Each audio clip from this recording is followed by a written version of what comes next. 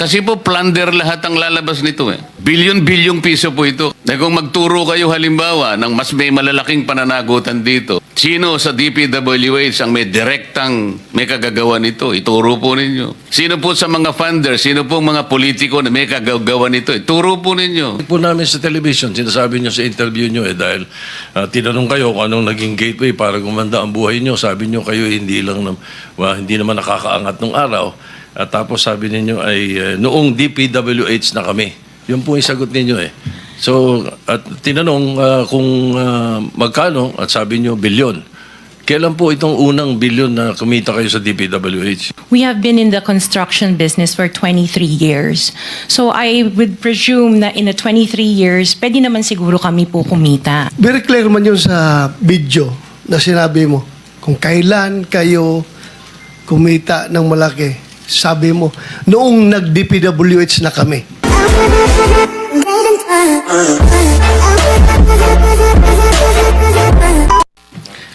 Ulitin lang po namin dun sa mga in-invite natin na mga contractors belonging to the initial 15. Yung iba nga po ngayon, hanggang ngayon ay nagmamatigas pa na ayaw pumunta rito.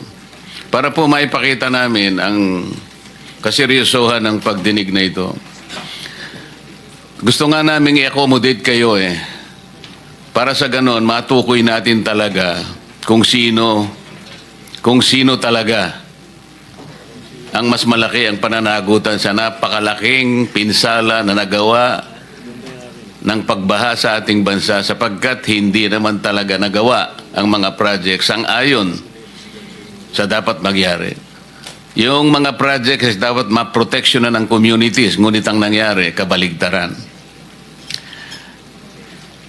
Kanina po, binabanggit ko na marami na kaming kinausap na mga ehensya ng ating pamahalaan.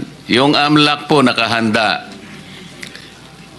sangayon sa due process na hinihingi na ngayon ay kanilang pinatutupad na, kayo po ay kanilang tinutugay-gayan na mapipris po ang inyong mga assets. Nag-call na rin po kami ng outlook sa immigration. Sa mga kapatid, lahat po ng maahensang dapat nakausapin nandyan na. Ang pick-up, nakahanda po kayong iparevoke lahat ang mga lisensya sa sandaling mapatunayan natin.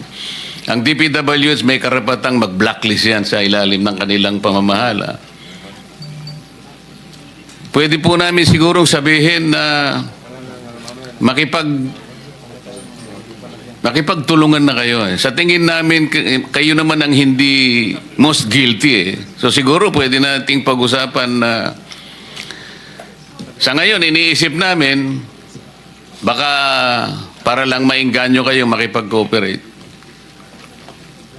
Sabihin na natin, wala mo ng criminal prosecution. Kasi po, plunder lahat ang lalabas nito eh. Bilyon-bilyong piso po ito. Kaya kung sakali po na kayo ay ma-prosecute, puro plunder po ito. Alam namin na mabigat ito. Inaasahan nyo ba na kayo lang ang magdudusa dito? Na kung magturo kayo halimbawa ng mas may malalaking pananagutan dito, sino sa DPWH ang may direktang may kagagawa nito? Ituro po ninyo. Sino po sa mga funder, sino po mga politiko na may kagagawa nito? Ituro po ninyo. Kayo ang magiging liability nyo lang, siguro civil damages. Kung papayag kayo, you indemnify the government. Ibalik nyo yung pera na nawala. Patulong kayo sa mga insurance companies na nag-post ng mga bonds para hindi kayo masyado masaktan. Kung matutukoy pa ninyo kung sino-sino yung mga yan sa tulong ng Insurance Commission. Ibig ko sabihin, para hindi kayo ang magigitin lang ng leeg, magturo na kayo. Yan po yung gusto namin mangyari rito. Bagamat meron pong nagbigay na ng mga feelers, ngunit hindi namin alam kung paano namin kayo matutulungan hanggat hindi po kayo magsasabi talaga. Meron po talagang sumulat sa amin na nagsasabi na gusto na nilang magtapat, ngunit ang sabi nila, nanganganib po ang buhay namin at buhay ng aming pamilya. So kayo po ang magdesisyon diyan. So let's proceed. Sino po ang gustong makapagtanong? Before that, Mr. Chair, would like to request the COMSEC to administer the oath to all resource persons present here today. May I proceed, Mr. Chair? To all those who are here for the first time, kindly stand and raise your right hand. Stand, please.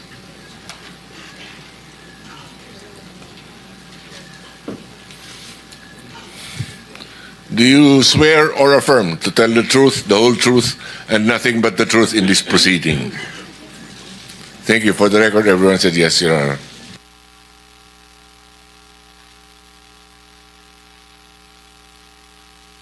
The minority there may want to... ikaw muna. With the permission of the chairman and, of course, our President Pro Tem, I'm very much concerned about the legislation that we can come up here, Your Honor, Mr. Chairman. There has been a brewing controversy, not only with the DPWH, but also with the attached agency under the DTI, particularly PICAB, which was created by Republic Act 4566 in 1965. As a matter of fact, in that Republic Act, the 3 board members of PICAB should be submitted to the Commission on Appointments, which they have never done.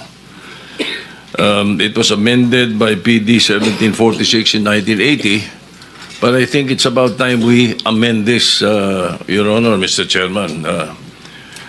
Right now, the PICAB, the Philippine Contractors Accreditation Board, is under the CIAP, the Construction Industry Authority of the Philippines, which is an attached agency to the TTI.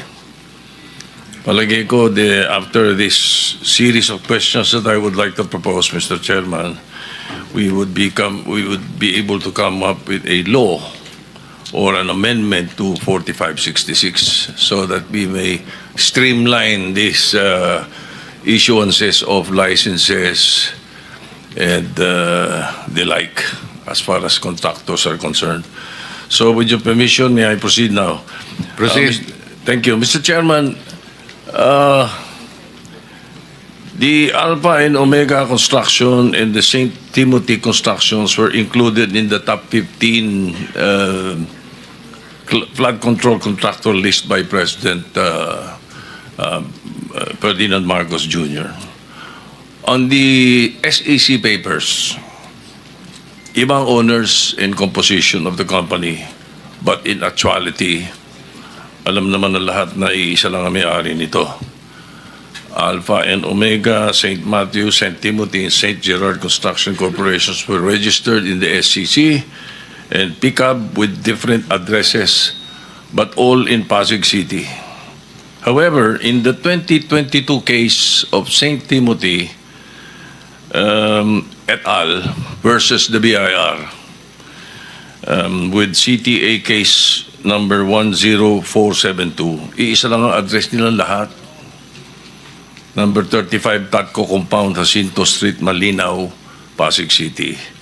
Now, my question for PICAB is this. For PICAB and the SEC,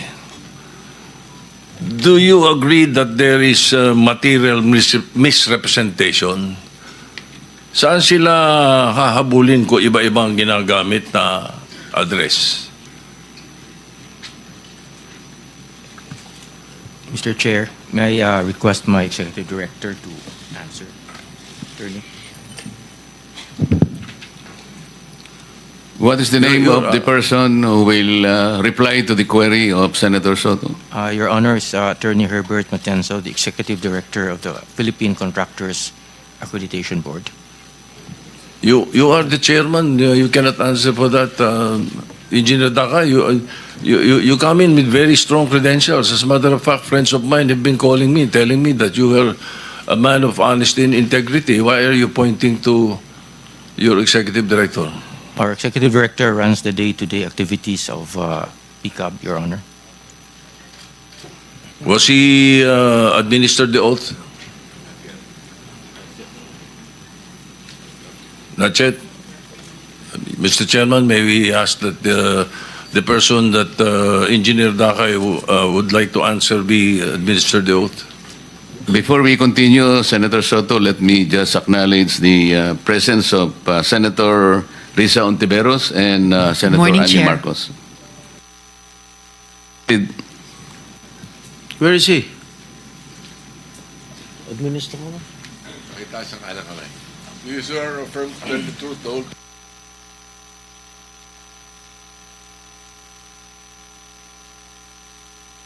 So the question, Mr. Chairman, there is material misrepresentation, is it not?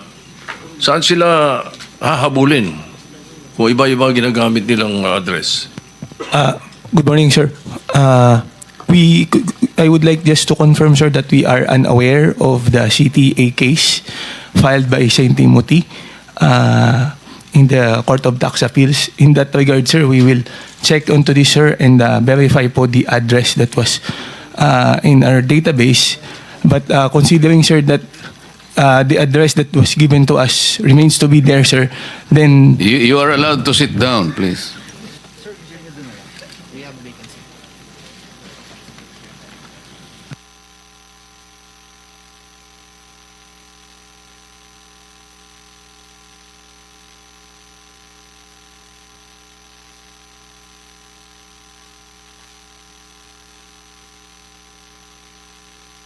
morning, sir. Herbert Matienzo po, Executive Director of the Philippine Contractors Accreditation Board.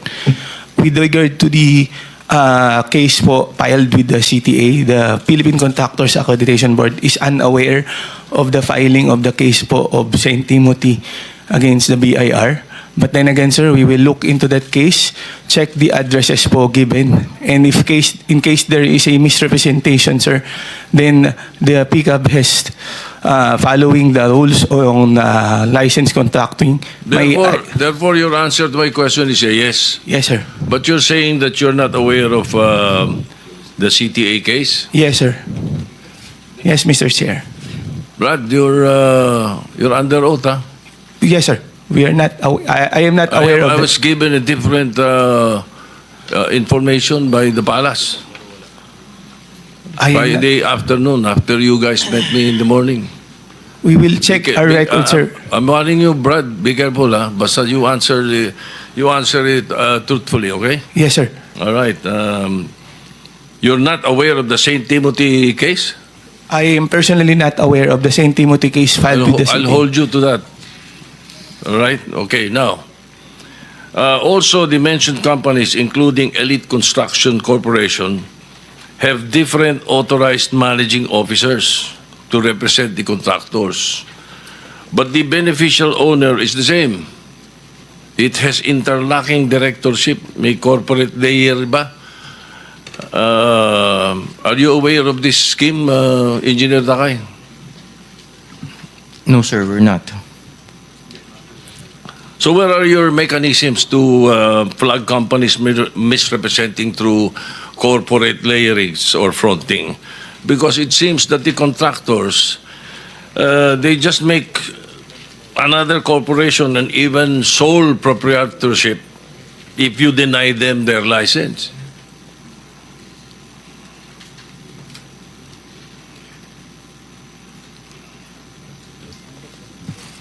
Actually, Your Honor, we operate on the presumption of regularity. We have a checklist of documents that they have to submit via an online portal, and these are evaluated for actually their style and substance.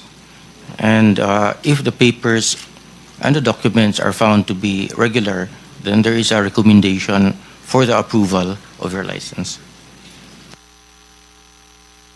But Mr. Chairman, Engineer Dakay, in the IRR governing licensing of contractors in the Philippines, Section 3.3, letter K says, The licensee must at all times observe and adhere to the letters and spirit of the Code of Ethics for Constructors. PCAB is the circumvention of the law by misrepresentation of address and composition of the corporation. Isn't that this a violation of this section? It certainly is, Your Honor. It is. Okay.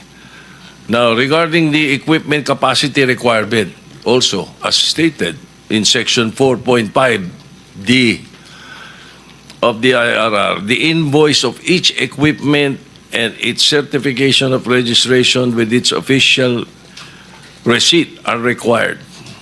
So again, I ask the pickup, if you already reviewed, scrutinized, and compared all the equipment documents of Elite Construction, Alpine Omega, St. Matthew, St. Timothy, and St. Gerard Construction, these corporations, ang office, iisa lang ang building nila. Hindi kaya pare-pare yung equipment lang ang pinakita at sinabi sa inyo? Your Honor, they are asked to submit certificates of registration for each unit of equipment. And these- Certification, but you do not inspect.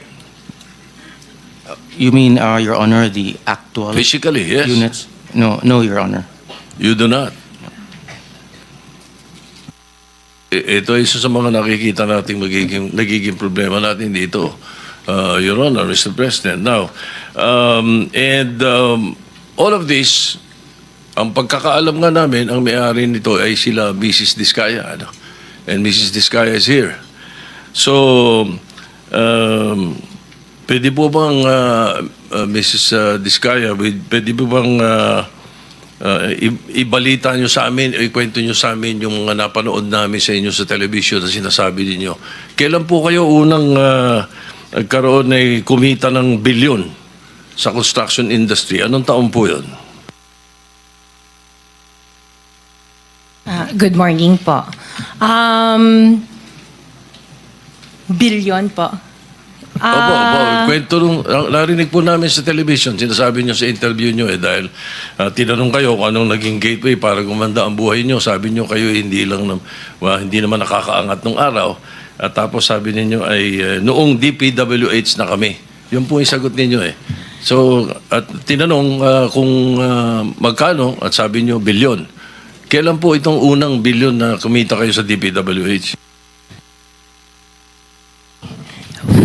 For the knowledge of everyone, so St. Gerard, Alpha and Omega, we have been in the construction business for 23 years.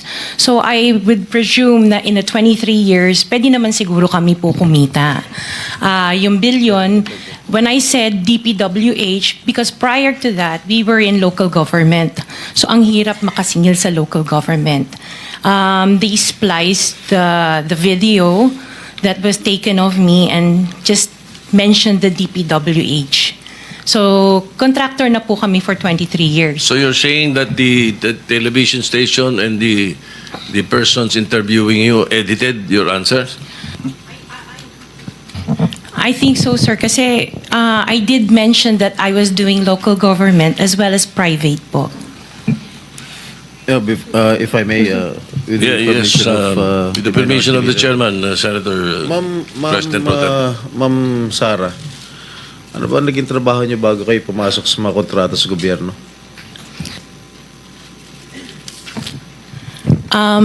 My father was a contractor before. Nangongontrata rin pero siya? yes po, Nangongontrata rin sa for DPWH? LGU po.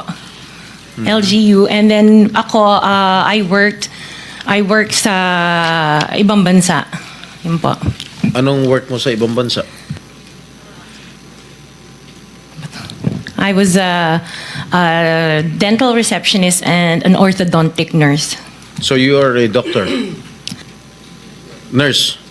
No po. Yung asawa mo, ano trabaho? He works sa isang development corporation, and him and his brother were parang private contractors sa subdivision namin. Paano kayo, how were you enticed to join the mga kontrata sa DPWH? Who influenced you? Wala naman po. Nakita namin on PhilJeps na may mga projects na pwede palang mag-join. So we joined the bidding na we know that we were qualified for. All right, Mr. Chair, I would like to reserve all my questions if my turn comes already. Thank you, Mr. Chairman. To continue, Senator, Mr. Chairman. Mr. Chairman, Okay, with the permission of the Senator Minority Leader. Sotto, the Minority Leader. Ma'am, very clear man yun sa video na sinabi mo. Kung kailan kayo kumita ng malaki, sabi mo, noong nag-DPWH na kami. Ngayon, gusto mong i-attribute yung wealth ninyo going back noon pa sa tatay mo, noong nagsimula kayo ganon. Pero very clear, the video won't lie. Sinabi mo, noong nag-DPWH na kami. Yes po. So, kailan ba kayo nag-DPWH? Parang sometime in 2012, nag-start kami with DPWH. Can you be definite with your answer? Parang 2012? Oh, please, because you're under oath, please Yes po. make sure of your answers. Sometime in 2012, we started with DPWH.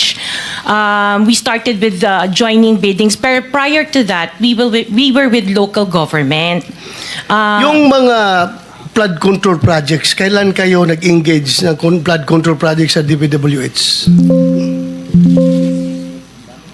Siguro mga 2016 onwards. Please make sure of your answer. Yes po, 2016 onwards po. 2016 onwards? Yes po.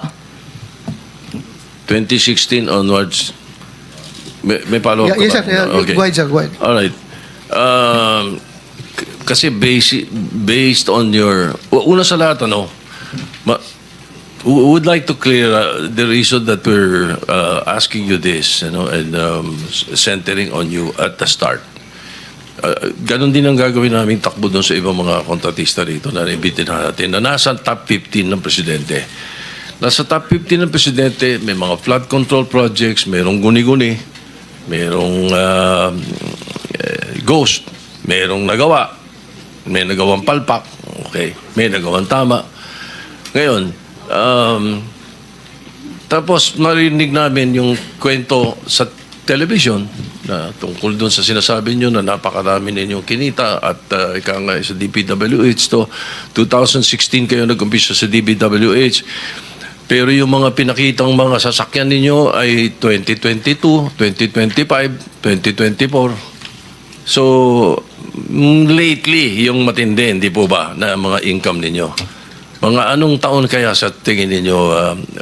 What year would you say that you were able to engage or be able to get projects from the DPWH for flood control projects? What year? Yun nga po, nag-start kami makakuha ng pailan-ilan, pero 2016 po onwards po. Yes. 2016 onwards. In 2017, how much did you pay the BIR on your income tax? Sorry, I don't have the data on me right now kasi I have an accountant that handles that po. Pero I can get it for you. If Yes, please. May we request that Yes po. we find out how much your income taxes were paid from that time, 2016 to the present, no? Okay po. All right. Now, Mr. Chairman, in 2015, St. Gerard, which you own also, no, Mrs. Discaya, was suspended by the DPWH. In 2020, they were blacklisted by the DPWH. However, St. Gerard's pickup license was renewed and is valid from July 1, 2023 to January 28, 2026. For St. Timothy, which you also own, it was found out by the President that the 2023 Bulacan River project amounting to 96.4 million was deemed completed even in more than 200 meters of revetment were not built. St. Timothy's pickup license was also renewed 2025 to 2027. So, Engineer Takay, what is the basis for the renewal despite the issues in their previous projects? Sir? Mr. Chair? Engineer Takay, can you not answer? You're the chairman. Bakit itong executive director ang pinasasagot niyo na pinasasagot? Yeah, the blacklist that was issued by the DPWH, Your Honor, has certain time limitations. So, once a notice that the project has been completed, then the blacklist is lifted. And PCAB actually limit of responsibility is we can only institute disciplinary action upon a complaint or a verified violation. Ibig sabihin, pag walang nagko-complain, sige lang na sige. Mr. Chair. That is the limit of our responsibility, Your Honor. The IRR, Section 4.2 states that disqualification under letter CA, involvement in any construction, malperformance of grave consequence. PCAB, under this section, hindi sila, are they not disqualified for renewal? The blacklist, Your Honor, is issued by the DPWH. If the blacklist is lifted by the implementing agency, then their licenses can be renewed. However, we also have another mechanism that if there is a verified complaint or complaint from the LGUs or from the implementing agency, then we hear the case and then apply the penalties that are commensurate to the offenses that are being committed. For example, Your Honor, the DOLI reports to us a lot of infractions that are committed by contractors, such as unlicensed contractors implementing construction work, unsafe practices resulting in the death of people in the workplace, and we act upon that immediately. In fact, Your Honor, we submitted, upon the request of the BIR, we submitted last July 25 our transmittal regarding the request for the documents of the construction group of Discaya, because if and when the Bureau finds out that their papers are not actually compatible to the papers that are submitted at the PCAB, then we will suspend or revoke all of their licenses automatically, because there is now complaint. And we have communicated with the Bureau. In fact, I have met with Commissioner Lumagi once, and we have responded to their letter. And along with our letter, we have submitted reams of documents for the Bureau to review, Your Honor. Mr. Chair, Mr. Chair, may I with the Wait, before permission of the Minority Leader. before we proceed, let me acknowledge first the presence of our Majority Leader. A quick question, Commissioner. Yung imposition ng suspension is Section 99 ng RA 12009. Blacklisting is under Section 100, correct? Pareho namang nalilift ang suspension and blacklisting. There's no problem there because it's in the law. I think the trajectory of the Senator Sotto's question, kung paano natin madidisiplina, why don't you, for example, resort to Section 101 of the same Republic Act. Kasi dito sinasabi niya, imposition of blacklisting with perpetual disqualification. I believe kung ang pinag-uusapan ay ghost projects, kasi makikita mo pagka blacklisting and perpetual disqualification, dapat recidivist na siya, ulit-ulit na siya, 3 or more. Kapag ka ghost projects ang pinag-uusapan, I think this is 10 times over. Halimbawa, nakalagay dito sa blacklisting, corrupt, fraudulent, collusive, and coercive practices. Katulad ng ghost, drawing up or using forged documents. Ghost projects. Hindi po pwedeng mag-apply yung Section 101, but there is a perpetual disqualification of this. You have to look into this. Yun siguro ang gusto mong puntuhan, Yes, sir. Senator, di ba? Yes, sir. Mr. Chairman, thank you, And sir. then I think we have to put a limit muna, sir. Kasi Oh. medyo gusto nang magtanong Sige. yung iba.